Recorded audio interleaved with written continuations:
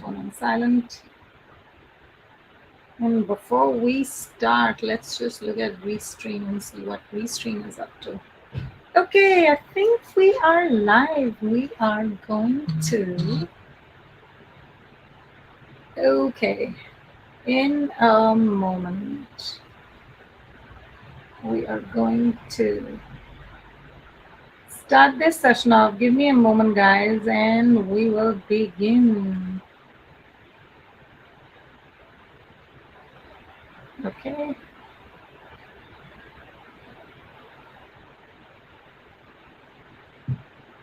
Checking the connection. And here we go. Good evening. How are you all today? I hope you're doing well. And here we are back with another one of the Mastery series. This time it is going to be on talking about or understanding situational leadership. Now, hey Nitin, good to have you here. I see there are 13 of us here in the room. If the rest of you could just tell me a little bit about what it is that you do. I know I have two students on the chat right now, and Omkar, Nitin, anyone else, if you'd like to share what is it that you do, where do you come from, what stage of your careers are you in right now, I can tailor today's conversation, which is essentially meant for leaders and people in leadership positions. I'll be able to tailor my conversation accordingly. So if you tell me, it'll be very helpful. I'll take a minute. I'm going to look at the screens. Hello, people joining in on Instagram Live.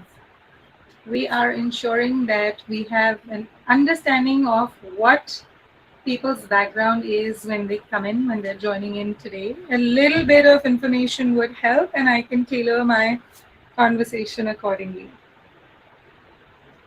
So let us hear you all.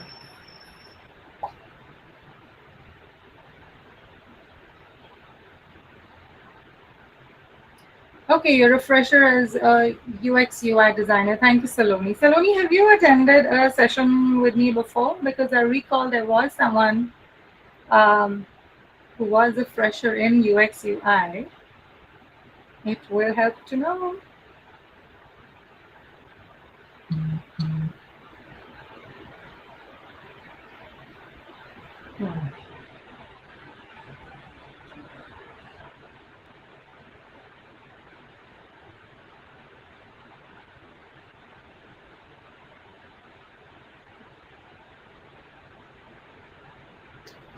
Okay, I am going to start. We have a lot of people around, excellent stuff, and we are going to start the conversation on even understanding what situational leadership is all about. But just before that, I just want to build a linkage to last week's session, wherein we spoke about the 6 different styles of leadership, and we had divided those into transactional versus transformational.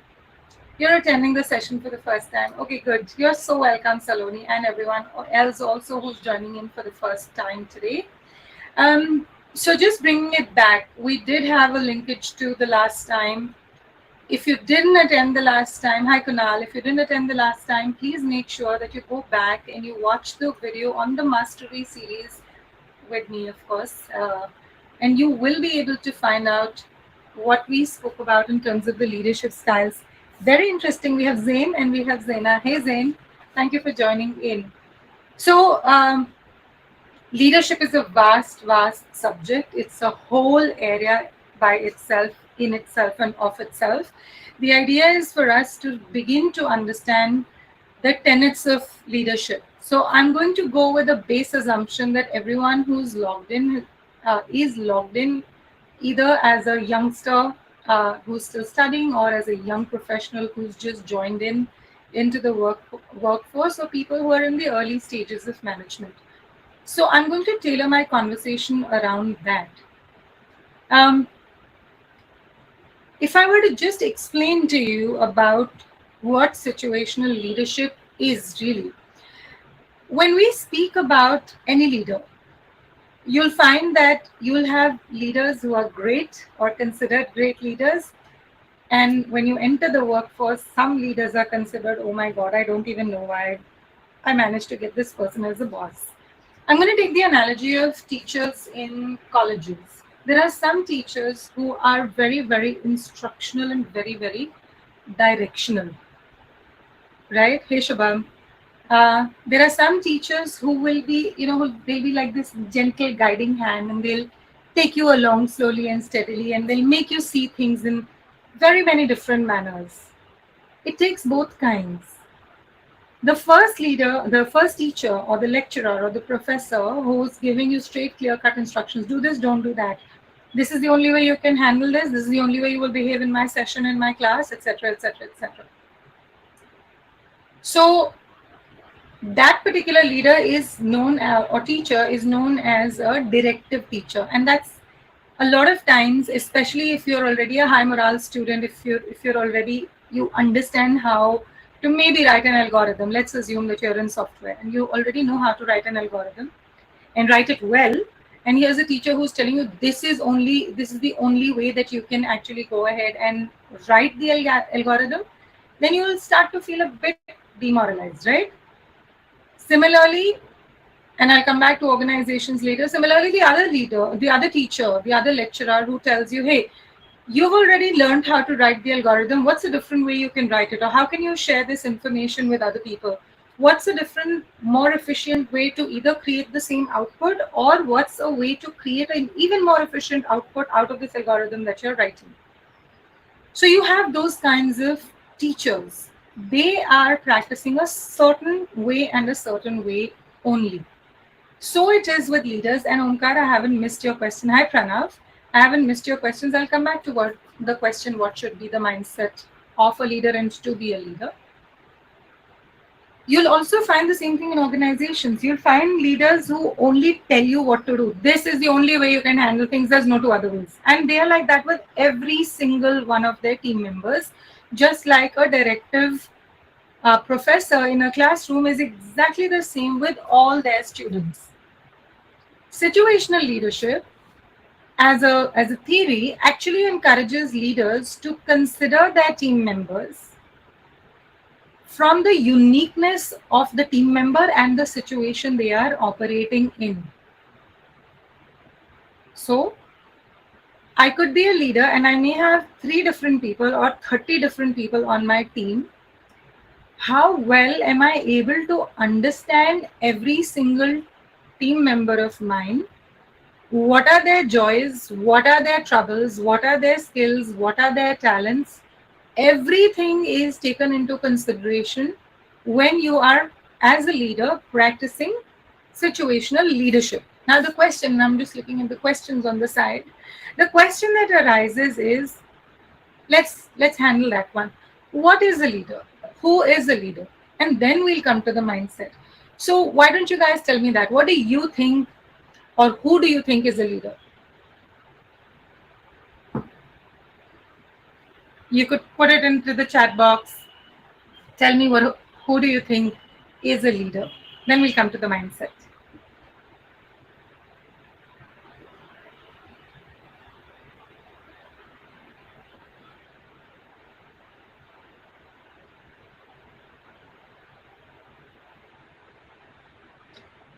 Okay, Nitin's question is, what are the skills required to be a leader? All questions that can get answered in good time. The first question is, who do you think is a leader? So why don't you put that into the chat box? If you'd like to be able to converse, I'll invite you to come to my LinkedIn and then I can add you there. And my LinkedIn is Coach Butcher Live, where I am live right now. You're more than welcome to come there and tell me, what do you think? I will start a chat with you there. What do you think, or who do you think is the leader? Then we'll come to the required skills, the required mindset, etc.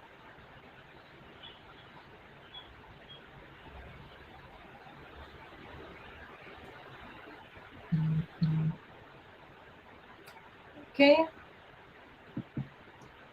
So we don't have anyone joining in. Okay, so let me take a step back. Zen says it's responsibility. So Zen, when you say it's responsibility, do you mean that a leader is someone who has responsibility? Actually, we discussed this in the first session. So I'm just going to kind of do a quick brief of it, or debrief of it.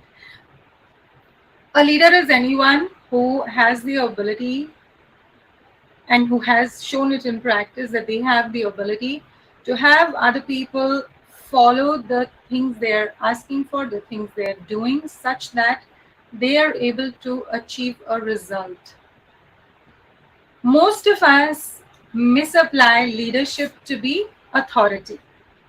So when you say responsibilities, then I'm assuming you mean somebody who has responsibility. Aradhana says it's someone who works alongside you to help you achieve what is needed. Brilliant. Notice Aradhana says someone who works alongside you to help you achieve what is needed, not what you need, but what is needed. So greater good, the greater result, the greater impact, the organizational goals, and so on and so forth. That's what is required, and a leader is somebody who works with you alongside to be able to achieve that. Now, if that's your understanding of a leader, then your behaviors, your skills, your mindset will all be different from if your mindset is that a leader is a person who has authority. Then the skills and mindset that you will require will be, how do I exert my authority? How do I exert my position on other people? But if your mindset or if your understanding of leadership is that my role is to be able to get people to move along in a certain direction so that we are all able to achieve our goals, then your mindset will be more supporting, more guiding, more let me walk with you, let's solve problems together. And those are some of the mindsets. First thing is to even get an understanding of who is a leader. And therefore, if you are just beginning your journey into the area of work, into the area of corporates, into the area of entrepreneurship, if you are just beginning your journeys, please know this. You must identify, are you looking to, and I'm going to use terminology from the last session, are you looking to be a transformational leader or are you looking to be a transactional leader? And from situational leadership, are you looking to be a directive leader? Do this because, do this way. Or are you looking at being a supportive leader? Okay, you seem to be stuck. We need to get there. You need to get there. What can you do? How can I support you? So when we speak about situational leadership, therefore, what we are essentially speaking about is, as a leader, am I considering the readiness level of my team members who I work with? So situational leadership, I'll just give you a little bit of history. It was developed by these people called Paul Hershey and Ken Blanchard. They originally developed the situational leadership model in 1969, donkeys years ago, even before I was born. So you, of course, most of you are young, definitely before, way before you were born, right? And if there are some of you who are my age, sure. Now, they were working on the management of organizational behavior, and at that time, it was okay for leaders to be able to do a lot of tell. But as times have grown and as more and more and more we work with millennials, Generation Z, we realize that using just the tell model or just the ask model is not something that is going to prove to be very, very productive for leadership.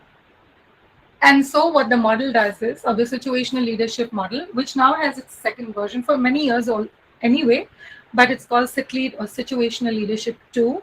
It encourages the leader or leaders to analyze a particular situation that they might be in. Two of my team members could be conflicting with each other. One of my team member or one of the people who reports in to me may not be performing to the capacity that I know that they have, and they're unable to work on it. If I'm a teacher, similarly, or if you are somebody who's leading a group of people on a project, let's say it's a class project that you're working on, are you able to see the strengths, the talents, the capabilities, the willingness of the rest of your project team members, and then work with them on the tasks that they are required to and most suitable to do? Required to and most suitable to do. Both those things are required, and I'll speak about that in a little while. Some of the things that a leader can consider in situations in any situation is what are my follower, so I'm just going to say leader and follower now instead of student and team member. What are my followers strengths, capabilities, talents, competencies? What is the complexity of the task and how much does it require this individual's competencies, etc.? Thank you, Rohan. I'm glad it was insightful for you. What is the maturity level of my follower? What is their competency? What is the complexity of the task at hand? What is the maturity of my follower to be able to handle that complexity with their unique skills, their unique set of talents, attitudes, and so on and so forth? And then it comes to finally, therefore, should I be using the transactional style of leadership or should I be using the transformational style of leadership? If you are a situational leader, now the question is, why are we even talking about this?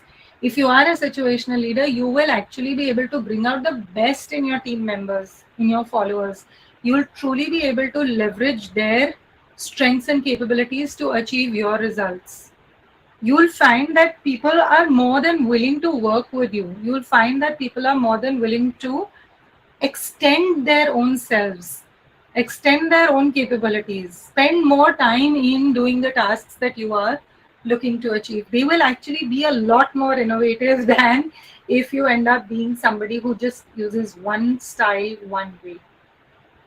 Your relationships with your followers, your team members, your students, um, they kind of become strengthened because think about it, when somebody comes and talks to you as if you might be sitting in a group, but they come and they speak to you as if they're only speaking to you. Doesn't it make you feel good? So for example, when I'm using your name over here, when I'm reading your chats on the side, doesn't it make you feel, oh, I've been seen, oh, I've been acknowledged? Even if you don't say those words, and especially with that oh, even if you don't say those words out loud to yourself, it still makes you feel good about yourself and good about having been noticed.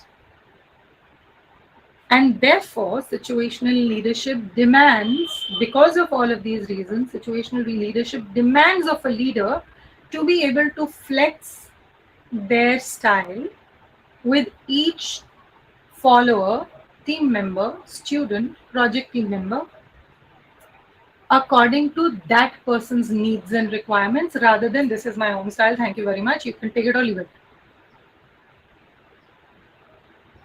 If you're just starting out in the workplace, you don't have designated authority, but you are looking to build influential power, which means you're looking to build relationships, you're looking to build a followership where people are more than willing to listen to you, then the first thing you need to do is to understand that each one of those people who you choose to or who you're desiring to influence, they will require a unique level of hands-on and communication based relationship where you are asking them questions. You are understanding that each team member differs in their abilities, in their confidence levels, in their level of motivation, in their desire to do a particular task, in their loyalty to you. All your followers will differ in these abilities. And if you try to use the same style, one particular style with all the people that you have, then it's not going to work because all those people will then start to feel like a part in a group rather than a unique part in a group. Situational leadership therefore very flexibly allows you to customize your leadership style to the people around you or to the followers around you. So I'm going to try and show you guys a particular visual graphic, and I'll maybe what I'll do is I'll first talk to you about it and then try and show it. In the meanwhile, is there any question I can answer either on Instagram or on LinkedIn, wherever it is we're live, or here? Is there a question I can answer for you guys? I'm going to address the question on what are the skills required in just a little while, because I'll answer it according to the situational leadership part. There are many ways we can answer that question. One of the ways is to link it to situational leadership. I'm just going to look at it. It's blocked out your answer because of the following blurb. We just need to be a little patient. I don't know if there is a an internet lag. If there is, please bear with me. Okay, hi Chetan. Doesn't matter. We're speaking about situational leadership and how leadership is about when you are able to step up and take charge and be able to carry people along with you, whether or not you have positional authority or not. Well, whether or not you have positional authority, and we're speaking about the concept of situational leadership, which says that as a leader, your one of your tasks, one of your biggest skills is to be able to understand your team members, understand your followers, and to be able to flex your leadership style according to what the follower needs rather than according to what your mindset or your style is. So when we speak about situational leadership, we say that there are four different leadership styles, and you'll realize that they very beautifully sit in with the emotional leadership styles that we spoke about the last time, and they fit in beautifully in the transformational versus transactional styles. So there is a telling style, which is associated with leaders who minutely micromanage, supervise their followers, constantly instructing them on why, how, what, when of the task that needs to be performed. So there's this constant going on. Of course, the chinchi could also be going on in your own head, and the leader might just simply be instructing you, cut, cut, cut, cut, cut. This is what needs to be done. Have you done it? What is the update on it? Why is this taking so long? What do you need from me? So very, very clear cut tell. The other end of that spectrum is selling, which is when a leader will provide control direction. You do this, this is where you need to get, now you find your own way.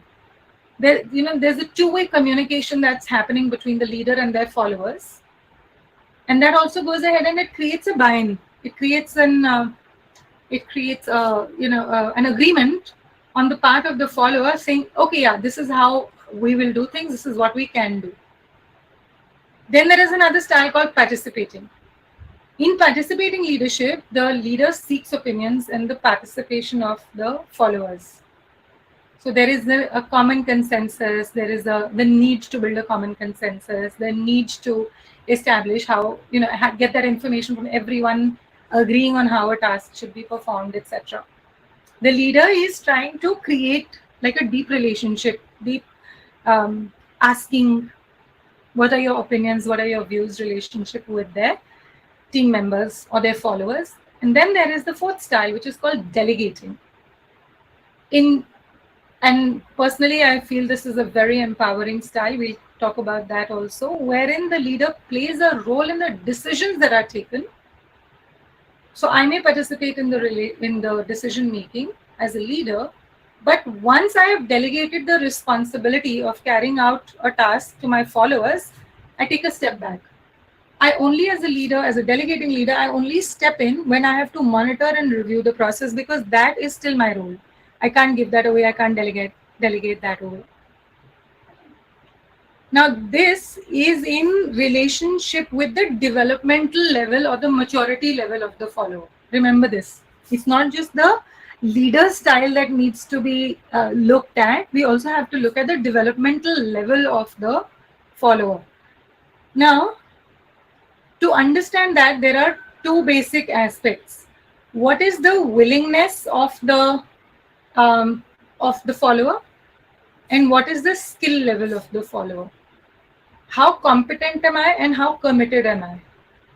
So you will find followers who are very high in their skills or their competence and very high in their willingness and their commitment towards the task to be performed. In a lot of cases, it also happens that they are better than the leader in performing those tasks. The best example that I can think of for that, which I'm sure everyone in the Indian subcontinent will very deeply resonate with, is when Dhoni was the captain and when Tendulkar was the batsman. So Tendulkar's capabilities were definitely higher than the leader. And not that Dhoni himself was any lesser, but Tendulkar was anyway high competence, high skill.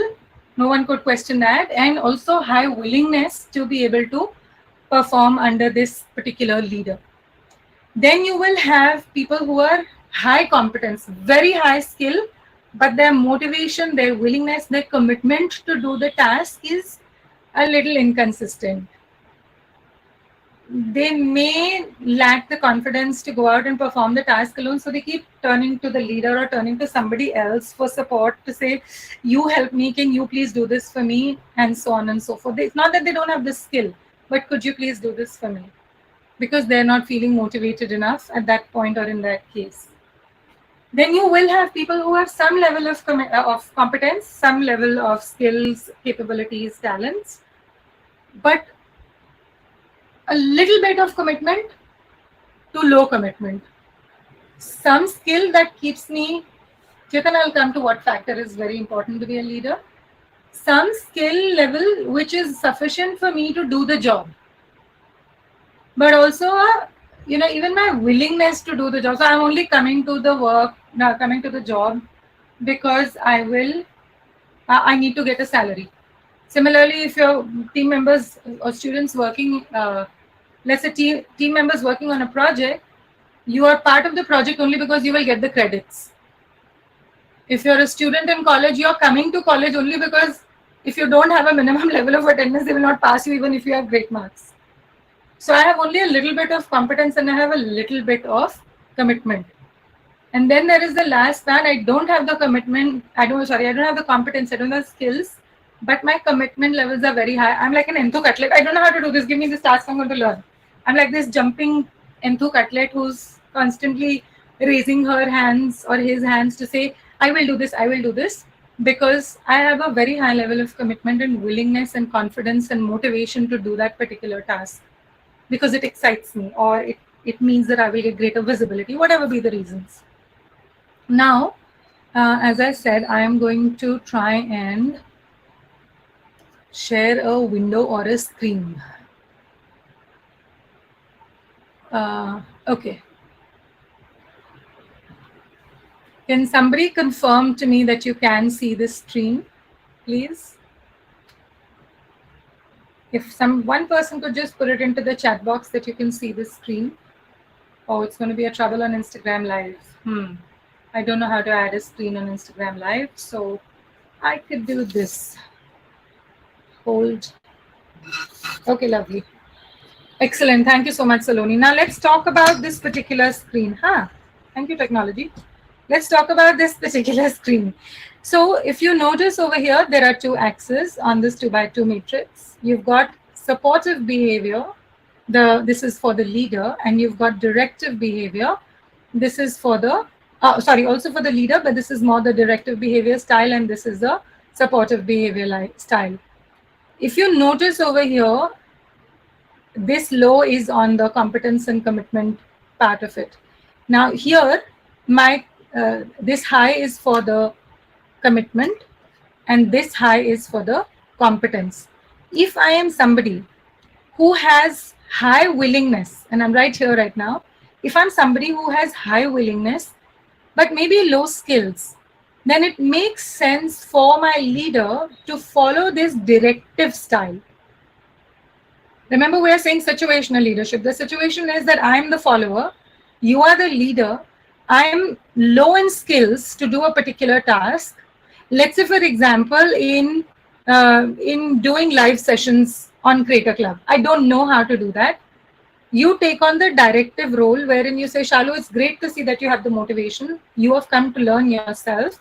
Let me tell you how to do this. So now you start to direct me on what to do and how to do it. Let's say I am somebody who is high on my willingness, but I'm not so I'm not so very capable on my skills. Pardon me, I just spoke about that. The other way around, I am somebody who is in a situation where I don't know, or I'm not really able to push up my motivation, but my skills are at a level where I can actually go and perform my task. I can actually go ahead and do an online session by myself, but I'm dragging my feet. I'll give you an example. This is about me. I know how to do podcasts. I know, the topic that I've been asked to speak on, and this is not my manager. This is another community builder, and she has so patiently been trying to and waiting for me to send in my files, but I keep dragging my feet. So if she would have used the coaching style on me, saying, "Shalu, don't worry. Tell me what is stopping you from being able to actually." Um, send me your files, do the recording and send me your files, I would have found it much easier. Unfortunately, she has been directing me and telling me, send me your files, send me your files, send me your files. That's not working for me. Even if my motivation is also low and my skill level of going and recording and then editing those recordings is somewhat there, somewhat not there. So a coaching style in this situation would have been so much more useful for me. If I am somebody whose skill levels are very high, but willingness levels are a little low, notice this is very high skill levels, little low, then you would simply go ahead and play a supporting role. You wouldn't come and bombard me with stuff because you know I have high skills. You know that my willingness at this point of time is a little low. So you take a little bit of a step back and you say, okay, I'm right here.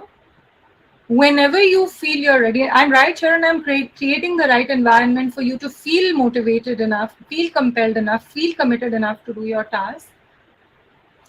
If you need me, holler. I'm right here and we can get this together. The last part is the delegating part, which is when I'm both high skill and high willingness. Okay, you're good to run with it yourself. You can handle this yourself. Shalu, go for it. Like that's what I don't know if you guys know about Rajat. Well, Rajat is the chief marketing officer of Creator, and he turned around and he said that to me. You know what, Shalu? You know how to handle Restream. You can run with it yourself if you want to. We will have somebody from the team as a moderator, and to ensure if there's any internet problem, etc., they can take care of it. But otherwise, you're good to go with it. So this is how you actually end up using the different styles of leadership. And when you use the right kind of style with the right kind of person for a particular task, mind you, for a particular task, you will find you being a very good situational leader. I'm going to let that sink in. It's your ability to flex yourself. The question on mindset, what is the mindset that I require? It's definitely to be flexible has to be one of the topmost things. You cannot be rigid as a leader. If you're going to be rigid, this is my way of working, my way or the highway, you're not going to be called a leader. You will only get stuck at being a manager. Let's please understand that very clearly. The other thing that I'd like to invite you all to consider is this. Please remember, um, I could require to use for a different task somebody who might be on a high competence, high skill on task A, might actually be high skill, low will on task B, might be low skill, low will on task C, and so on and so on and so on. So another key factor, another mindset and another skill required for being a great leader is your willingness to put in the time to know your people and to know your tasks. Most often managers, leaders turn around and tell me, I don't have the bandwidth to think about all this. Well, you better create the bandwidth because this is your role as a leader. This is your core job as a leader, to know your people, to understand your people. Don't hide behind, I don't have the time. All of you people who have just stepped into the workforce, if you see people around you like that, who are brushing you past, who are using only one style of leadership, please know that is not a good way. Maybe they don't know any better. Maybe they've not been trained and educated on it. Don't learn this from them. One style fits all, one shoe fits all. This is who I am, like it or leave it. I'm your boss, you have to deal with my way of being. Tomorrow you will be leaders. What kind of a leader do you want to be? Do you want to be a leader who's who's sought after, who people want to work with, or do you want to be a leader that people run away from? That's something that you need to decide. And I promise you, situational leadership is definitely one of those really, really powerful ways where you can go ahead and begin to create that mark. So when you are sitting in your team and you realize that there are two, three people who are in a conflict, they're spoiling the team environment, and you are yourself, a fresh recruit, don't hesitate to walk up to them to understand what is it that they require to create a good, uh, conducive team environment, and talk to them about it individually. Then bring them together and talk to them collectively. Ask the right questions, and that's another skill. Listening, coaching, asking questions are very, very important skills for a leader to have, to be able to go ahead and build the entire team together. I'm going to pause here for a moment and see are there other questions, and then I will go into the key factors for situational leadership, not leadership in general, but definitely key factors for situational leadership. Any questions that I may answer?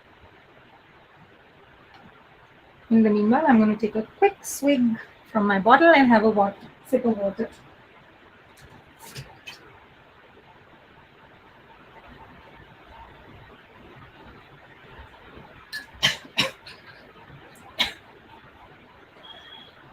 Pardon me, I choked on my own water. Let's see if there are any questions.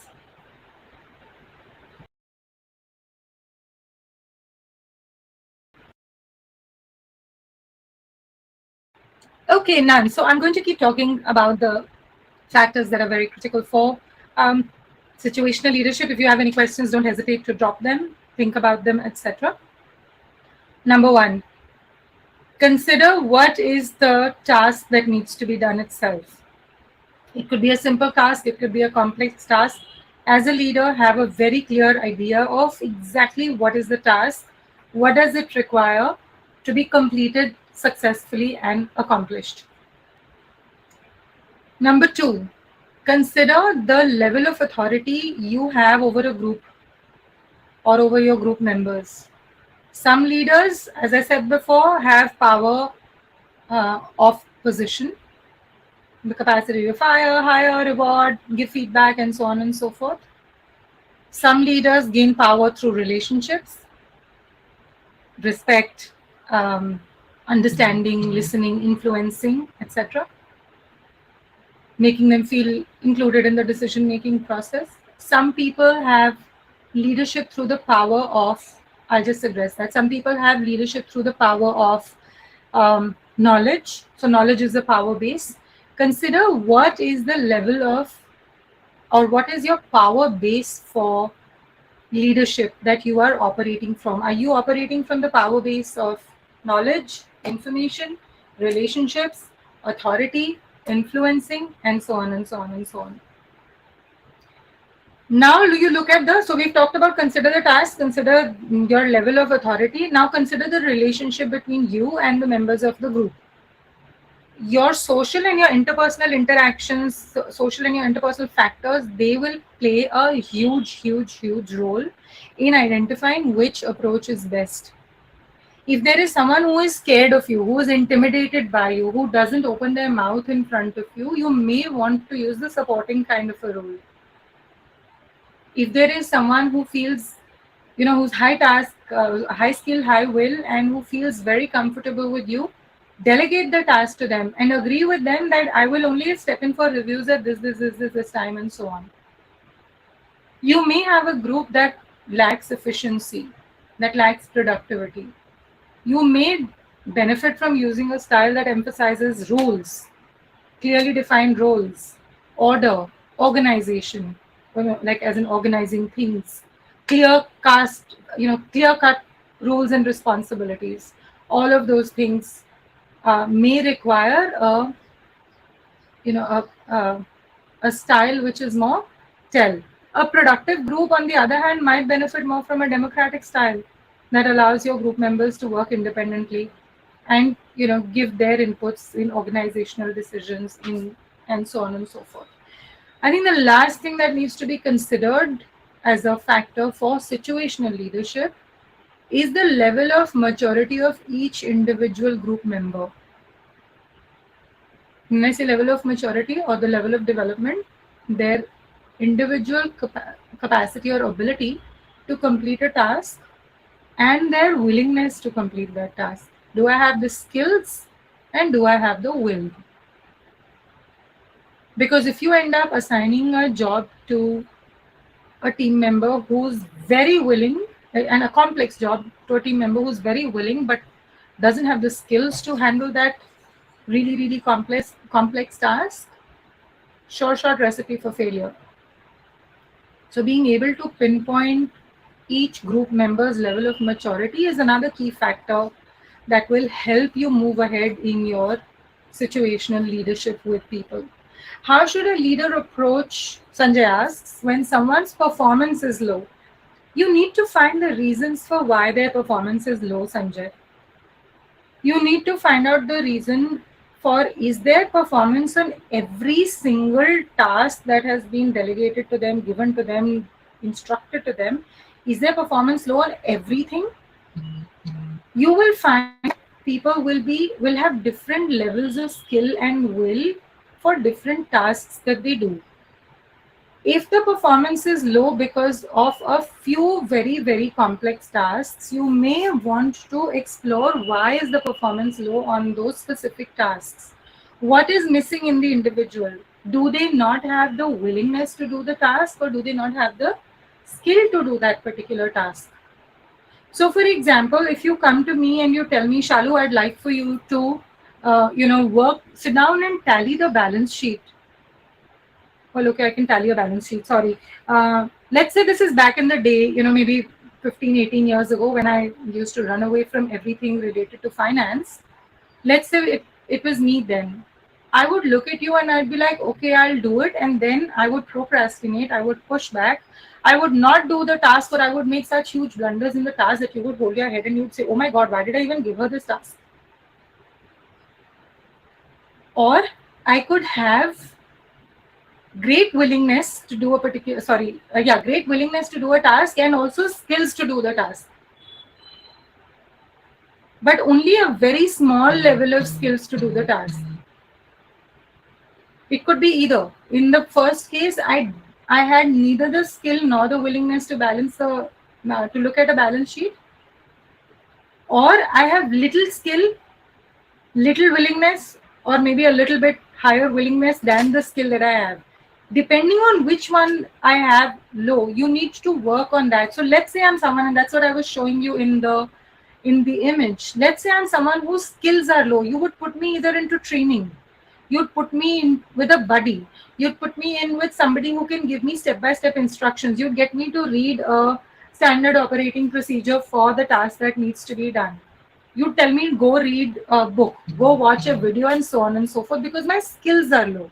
But if my willingness is low, and that's why my performance is low, you would start talking to me, you would coach me. If you feel that the level of trust that you and I have is not so great, then you would advise me to go to another person, a coach, somebody who I can trust within the organization or outside. So your first step needs to be to identify which tasks is the performance low in. One of the things that a lot of leaders who have not understood leadership in its depth and who don't know or don't understand situational leadership, what they do is they say performance is low, put the person on a performance improvement plan, and if they don't improve, fire. That also speaks about your capacity as a leader. Your job is to develop people. If your person isn't developed, and if attrition in your team is really high, then it's a question that you must ask yourself, what are we doing? What am I doing that my people are leaving me? People don't leave organizations, they don't leave roles, they leave bosses. Of course, these days people also leave roles, but primarily they leave bosses. So when someone's performance is low, please look at that. Look at the tasks that they're performing on low. It's only when you've tried everything. You've tried coaching, you've tried motivation, you've tried inspiration, you've tried training, you've tried instruction, you've tried everything. and on every single task that the person has done, was supposed to perform, and every single task their performance is low, then you take a step back and you ask them, is there something going on in your life that is making you like this? I'll share a story with you. This is again way back when I'm talking about nearly 2 decades ago. There was a team member like this whose performance was just not working, just not working, and this was a person who used to be all right. So when and this is in Hyderabad. So when I asked, as the team leader, I asked, okay, so what's going on with you? Like, why is your performance coming so low? I've tried everything for the past 15, 20 days. You're not telling me anything. You're just simply telling me, haha, I'll do this, and it's not getting done. What is truly going on? And it turned out that this individual was from a different city, and he was sharing an apartment in Hyderabad with three other people. Those three other people had been deployed to different parts within the organization. And the landlord, because the rent was too high, he couldn't afford it alone. The landlord said, you need to vacate. Now, you need to vacate means, okay, I'll look for another apartment, or I'll look for, team members or people who want to share an apartment. He couldn't find anything. And the date for him to be leaving the apartment was coming. It was nearing. And the day that I had actually sat down to talk to me was the day when he had come to office completely filthy, like you could smell him because he hadn't obviously showered. So when I asked him, he said, look, for the last 2 days, I have been living with my bags on the road. I don't have a place to go and shower because I don't have a place to stay.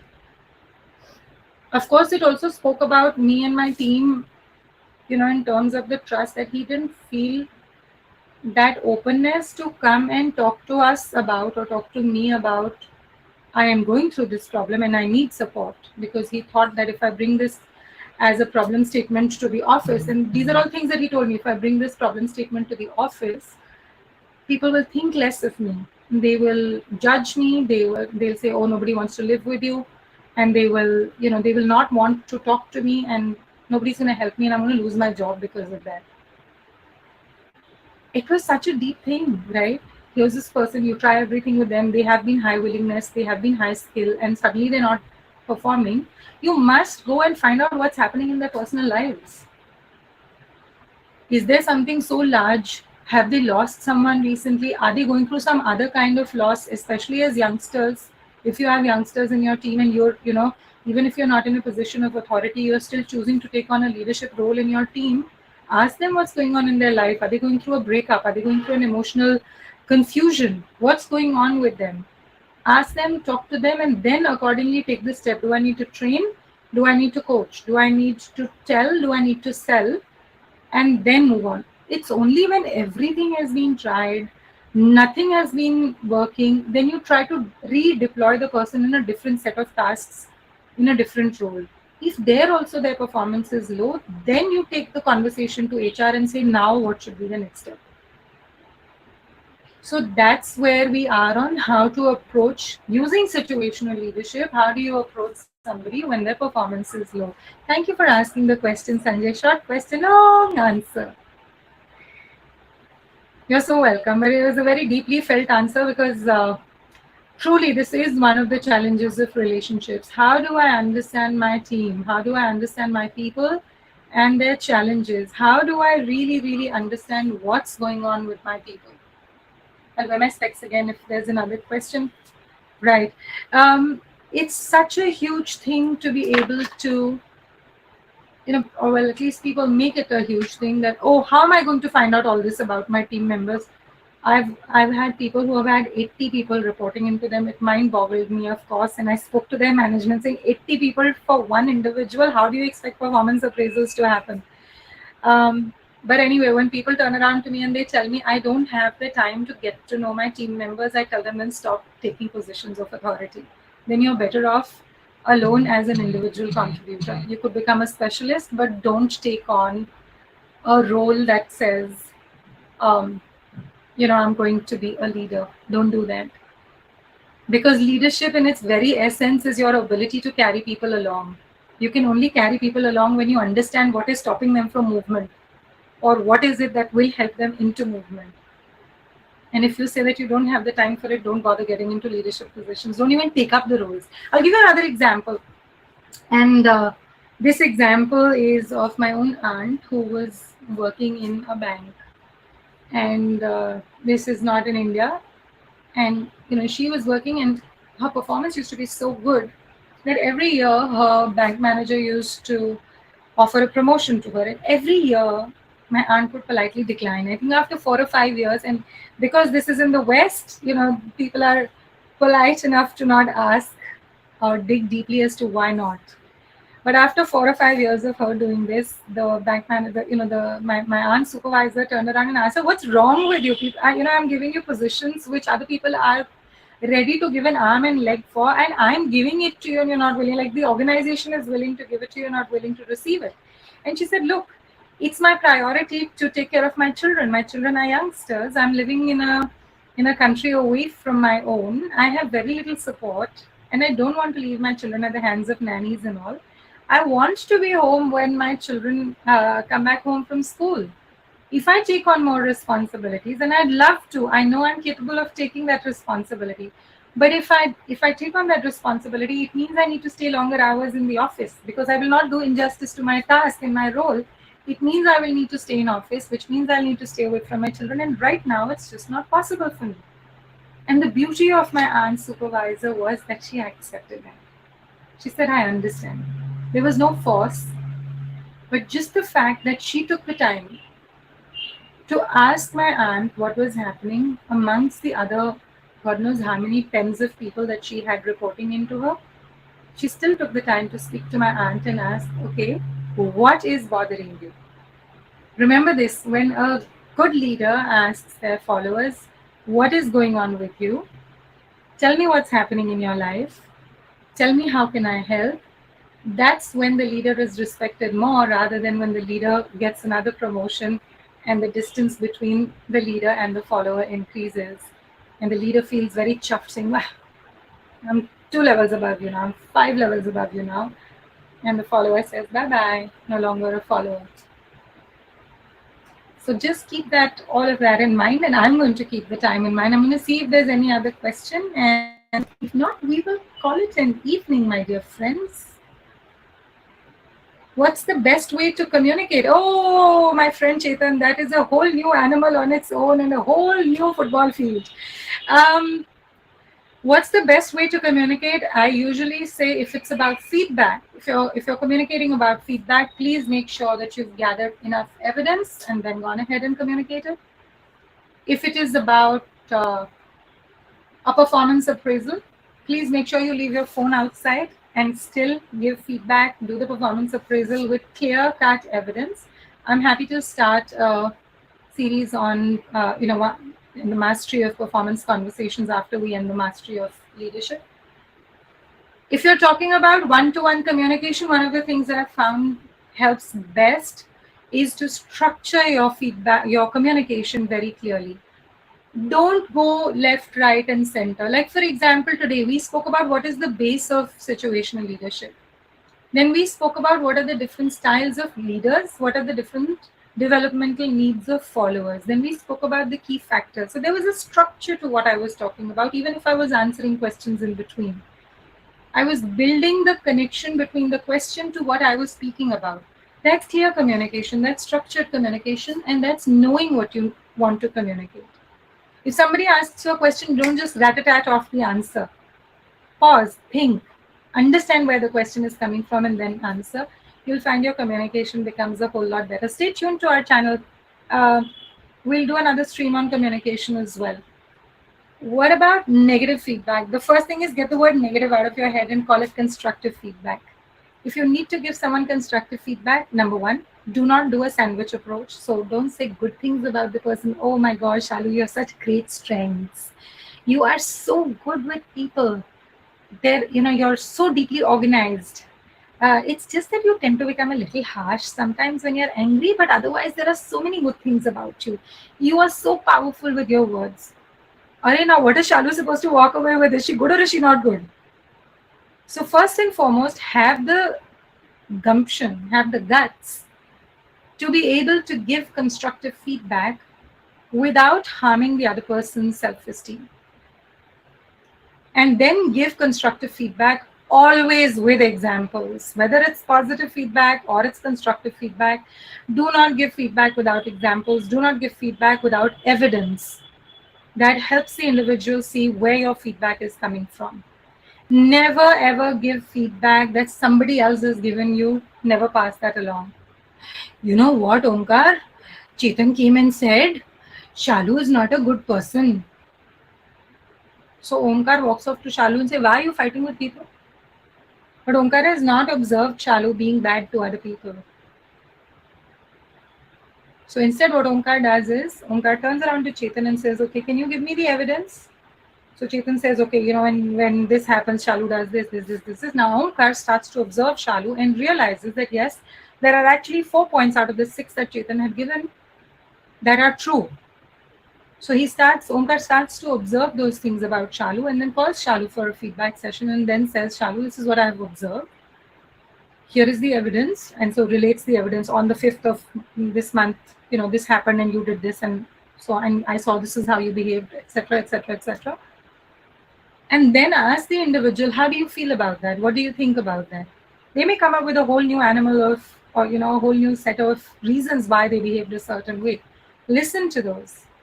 Weigh those against the evidence that you've received. Maybe the evidence that you've observed may not necessarily be the whole truth. And then speak to them about the impact that their behavior is creating on the team environment, on the larger environment, on the results, etc. Let's say, for example, it's not a behavioral reason why you want to give them constructive feedback. You want to give them constructive feedback on their performance. Very clearly, please make sure you have the task list that was delegated to that individual or the task list that they were supposed to do because it was in their job description, and show to them, this is the task that was supposed to be done by this and this timeline with this and this quality and this output. Here's the actual output that we got, and so on and so on and so on and so on. And then have the performance conversation with them. I hope that helps about constructive feedback and the best way to communicate, Chetan. Yeah, I know it's a little bit of tough work. Leadership is not an easy thing. Julius Caesar said, uneasy lies the head that wears the throne, right? Uneasy lies the head that wears the throne. Where's the crown? You can't wear a throne, you'll go crazy. Where's the crown? So be mindful. If you aspire to be a leader, if you're inspired to be a leader, know that it comes with its set of demands. Leadership is not just about the position that you have and the remuneration that you get. Leadership is a lot about the effort that you put in into making sure that your followers feel safe, that they feel cherished, and they feel inspired to come to work, or they feel inspired to contribute to your project work, to your class notes, to your class interaction, whatever it is that you're doing. And since you heard about situational leadership today, for all of you who've just stepped in, because I see that we have about 50 people now, but for all of those of you who've just stepped into the workforce, who are young and, well, I don't know about young, but who are definitely new to the workforce, do keep in mind and do go back and see the developmental levels that we spoke about and see what all can you eliminate for yourself and what all can you enhance for yourself. If you choose to be a great leader, you'll first need to be a great follower. And then you can definitely step onto the path of being a great leader, because we all start somewhere. With that, any other question that I can answer? You're very welcome, Chetan. So situational leadership, oh, sorry about that. Situational leadership does have a lot of depth to it. I've tried to complete it or tried to give you a taster of it as briefly as I could in an hour's time. You're more than welcome to read about it. If you want to ask more questions, I'm just going to write down my email ID. But before I do that, I'm going to say bye-bye to everyone on LinkedIn. Sorry, not on LinkedIn, on Instagram. And it was a pleasure to have you guys. See ya. Okay, so coming back, I'm just going to put my email ID. If you have further questions, if you have a specific, you're so welcome, Sanjay. If you have a specific question or a specific situation you're dealing with and you want to know how to deal with it, you're more than welcome to reach out to me. My socials are YouTube. Uh, what else is there? Twitter. Coach Butcher. And there's. Thank you, Sanjay. I'm glad you found it useful. You can also follow me on Coach Butcher Live. I do more sessions than just the ones on Creator on Instagram as well. And LinkedIn is Shalu Butcher. Please don't hesitate to connect. It'll be great to connect with you in all these places. Have a good evening. Have a good weekend. My goodness, guys, thank you very much for giving your time on a Saturday evening. Shows your commitment to your learning. That's for you guys. Have a good evening. Have a good time ahead. I will see you guys on Thursday with the Emotional Intelligence series and back on Saturday with the next episode of Mastery in Leadership. Bye bye.